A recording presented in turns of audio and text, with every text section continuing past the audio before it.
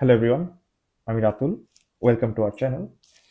আজকে আজকের এই ভিডিওটা যাদের জন্য আহ, যারা হচ্ছেন আপনি 2025 সালে সুইডেনে মাস্টার্স প্রোগ্রামের জন্য অ্যাপ্লিকেশন করতে চান। তো বেসিক্যালি তাদের জন্যই হচ্ছে এই ভিডিওটা বানানো। তাদের জন্য কিছু আমি ইনফরমেশন প্রোভাইড করবো এবং আমার কিছু এক্সপিরিয়েন্স অ্যাজ এ স্টুডেন্ট আমি যখন সুইডেনে আসছিলাম সেগুলো আপনাদের সাথে তুলে ধরবো। তাহলে শুরু করি আমরা মূল ভিডিও। মূল কথায় হচ্ছে, যেহেতু আপনি মাস্টার্স অ্যাপ্লিকেশনটা শুরু করতে যাচ্ছেন, প্রথমেই আপনাদের যেই বিষয়টা সবার আগে মাথায় রাখতে হবে সেটা হচ্ছে ডেডলাইন। এখন ডেডলাইন কথার সাথে সাথে আরেকটা যেটা ব্যাপার আসে সেটা হচ্ছে আপনার অ্যাডমিশন রাউন্ড। আমি এখানে শুধুমাত্র ফার্স্ট অ্যাডমিশন রাউন্ডের ডেডলাইনগুলো বলবো।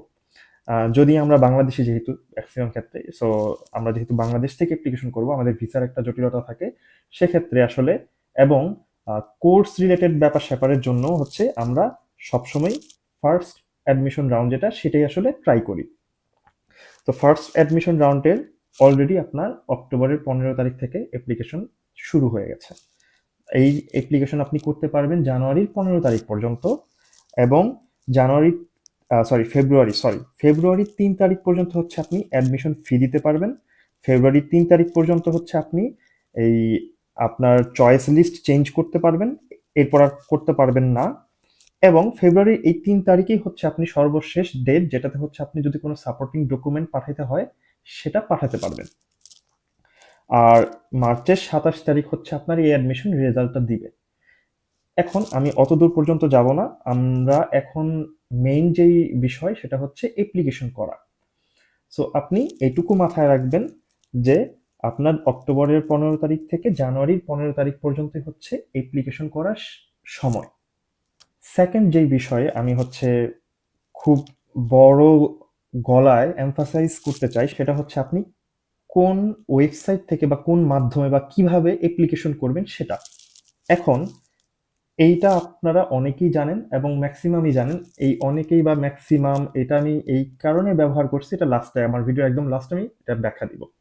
আপনারা বেশিরভাগই জানেন যে শুধুমাত্র একটাই ওয়েবসাইট আছে যেই ওয়েবসাইটের মাধ্যমে আপনি সুইডেনের মাস্টার্স প্রোগ্রামের জন্য অ্যাপ্লিকেশন করতে পারবেন, সেটা হচ্ছে ইউনিভার্সিটি অ্যাডমিশনস ডট এসি।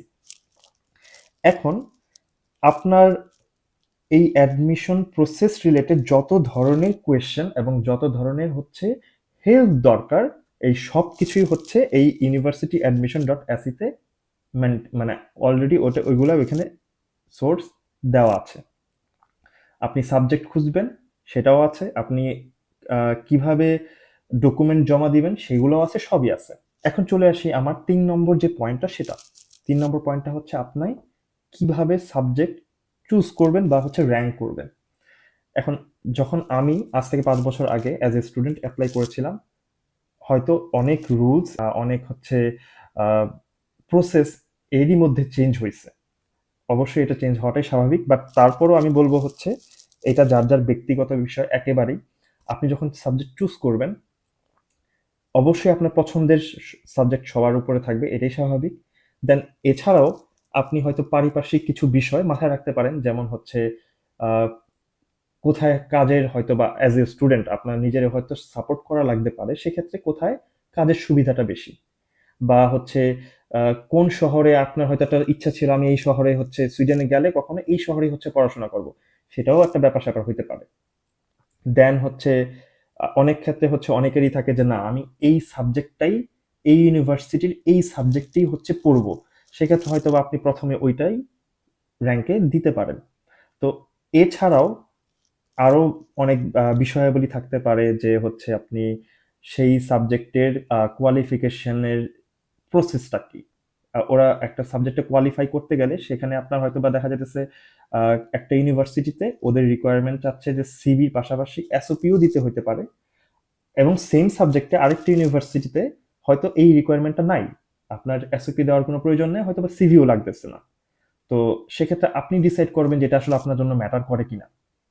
আপনার যদি এসওপি রেডি থাকে দেন আপনি হয়তোবা যেটা এসওপি রিকোয়ারমেন্ট সেটাই আগে রাখতে পারেন, আর অন্য ক্ষেত্রে হয়তো সেটা বাদ দিয়ে দ্বিতীয়টা আগে রাখতে পারেন।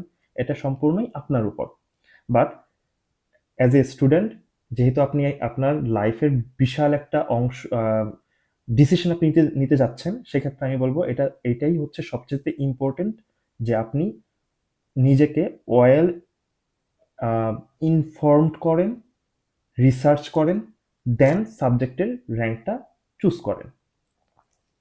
এখন হচ্ছে আমার ভিডিওর last but not list point, সেটা হচ্ছে এজেন্ট। এখন এই প্রশ্নের সম্মুখীন আমিও হয়েছি, ইভেন আমার ওয়াইফকেও এটা বহুবার করা হয়েছে যে আপু কোনো এজেন্টের মাধ্যমে কি অ্যাপ্লিকেশন করবো কিনা। এখন আমার ব্যক্তিগত মতামত হচ্ছে, আপনি আপনার জীবনের এত বড় একটা সিদ্ধান্ত নিতে যাচ্ছেন, সেটা আপনি হয়তোবা আপনার জীবনের বাকিটা সময় এখানে কাটাবেন, এই সুইডেনে, অথবা আপনি আপনার জীবনে গুরুত্বপূর্ণ ২টা বছর সুইডেনে কাটাবেন। এই সিদ্ধান্তটা অবশ্যই আপনারই হওয়া উচিত। আর এই সামগ্রিক কথার সারাংশ হচ্ছে এমন যে, যেই বিষয়ে আপনি নিজেই অবগত না, এবং আপনার এজেন্ট কাজটা আপনাকে ঠিকভাবে করে দিল কি দিল না, সেটা তো আপনি নিজেই জাজ করতে পারছেন না। এখন আপনার এজেন্ট আপনাকে অ্যাপ্লিকেশনটা ঠিকভাবে করে দিচ্ছে কি দিচ্ছে না, আপনার যদি এই সম্পর্কে কোনো ধারণা না থাকে, আপনি কিন্তু সেটা জাজও করতে পারছেন না।